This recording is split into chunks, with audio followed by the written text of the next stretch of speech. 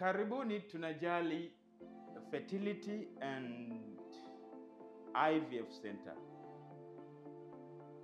Moja ya maabara zetu ambazo kwa asilimia kubwa ndio huwa zinafanya kazi kwa maana ya baada ya kuchukuliwa mayai,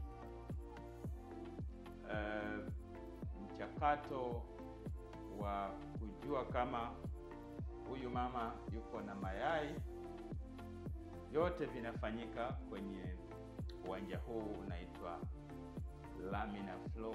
Laminar flow ni chombo ambacho kinakuwa na standard ya Shirika la Afya Duniani kwa maana ya kuchambua na kugundua kwamba nini kipo kwenye hiyo sample ambayo imechukuliwa kwa mgonjwa. Kwa hiyo hii ni moja ya sehemu yenyewe. Kwa hiyo tunajali tunakuwa na namna hii, hiki ndio huwa kinafanyika, na hizi ni moja ya shughuli ambazo zinafanyika kwenye upande mmoja wa maabara.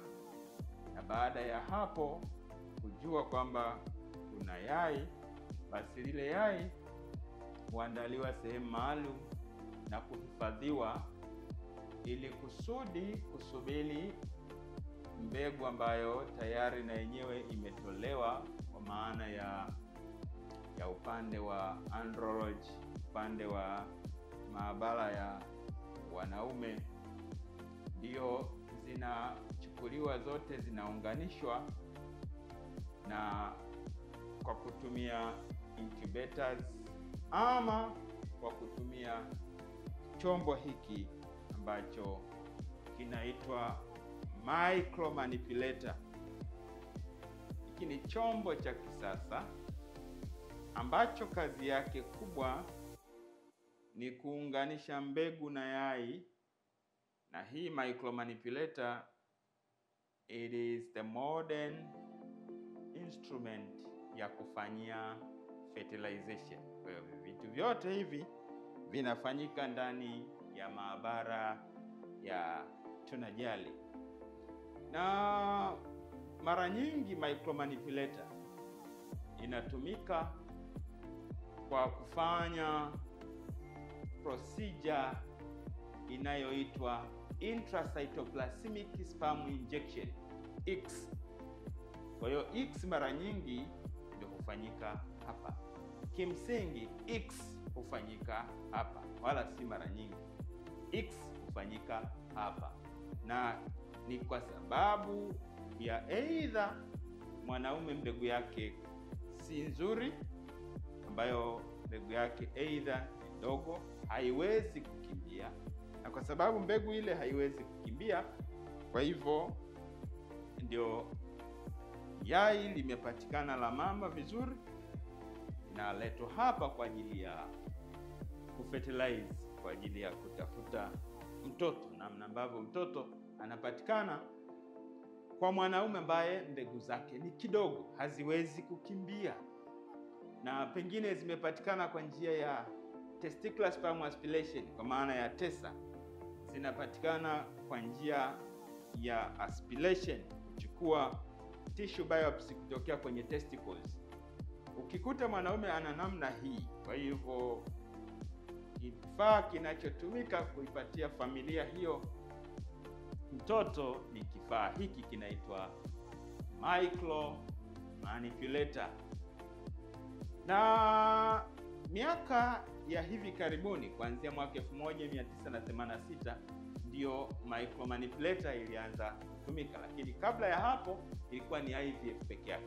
IVF ni kwamba unachukua mbegu, alafu unachukua mayai, alafu unaweka pamoja na mbegu ambazo ziko vizuri, hazina tatizo lolote, zinakimbia vizuri, zina concentration ya kutosha, kwa hiyo zina fertilize kwa kutumia traditional method. Lakini kwenye ICSI ni kwamba hata kama ni mbegu moja au mbili zinatosha kumpa baba huyu watoto. Kwa hivyo katika maabara ya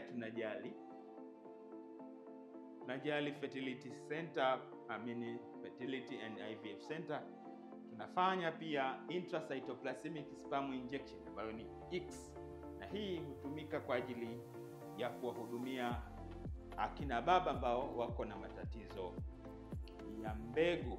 Na laminar flow ambayo ndio working station yenyewe hufanya kazi, kwanza inakuwa na temperature ambayo ni kama ya mwili, lakini pia ina shughuli ambayo ya ku-identify kwamba je,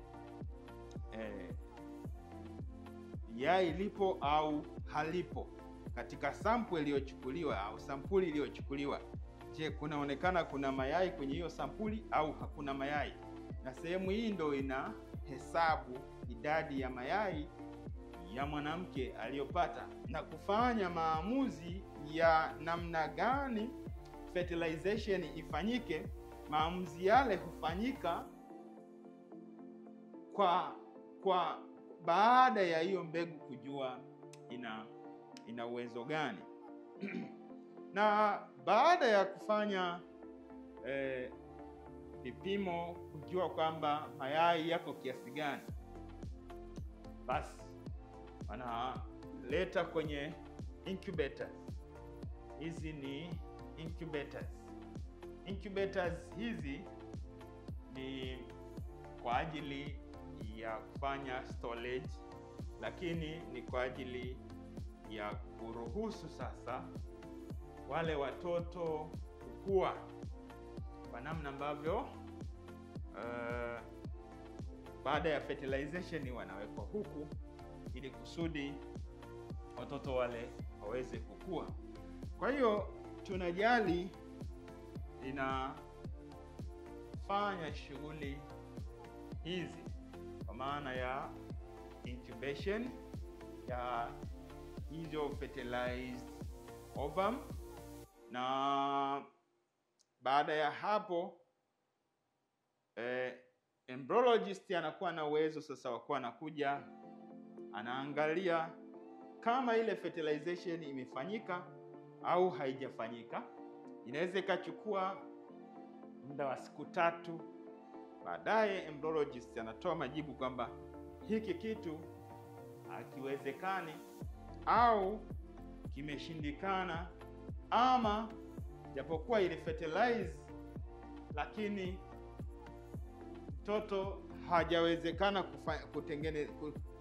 kuendelea kudevelop. Kwa hiyo kuna wakati unaweza ukawa umepata mayai ndio, lakini baada ya fertilization uwezo wa embryo kukua unapungua na pengine isidevelop kabisa. Kwa hiyo failure for the embryo to develop inaweza ikatokea pia kwenye maabara. Kwa hiyo katika maabara ya IVF mara nyingi tunakuwa tunamuomba Mwenyezi Mungu kila ambacho tumekifanya kiweze kuendelea kama tulivyokusudia, lakini wakati mwingine unaweza kufanya ukapata mayai kwa mfano 5, ukafanya fertilization kwa mfano labda kwa njia ya IVF na isitokee fertilization yoyote ile. Kwa hiyo majibu yanaporudi kwamba we are very sorry, there was no fertilization happened, you have to accept it. Kwa hiyo iko hivyo, lakini as long as tunamtegemea Mwenyezi Mungu, kila mtu lazima atafanikiwa. Kwa hiyo hii ni IVF lab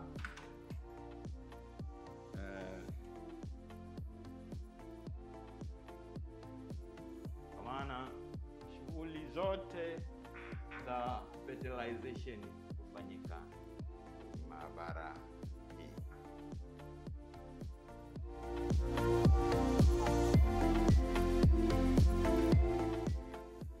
Hii ni andrology lab ambako huko ndiko kunatunzwa kila kitu kwa maana ya sperm analysis inafanyika hapa. Kwa hiyo sperm inafanyika hapa, kila kitu kinafanyika hapa. Kinachokuwa kinahusu mbegu za mwanaume yote kinafanyika hapa. Kwa hivyo hii inaitwa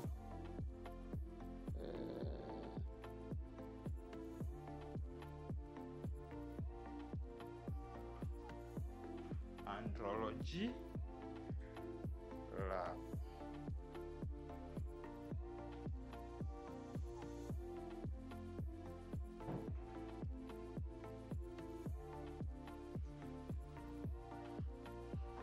Kwa hiyo Andrology Lab ndo inakuwa ina hifadhi, inachakata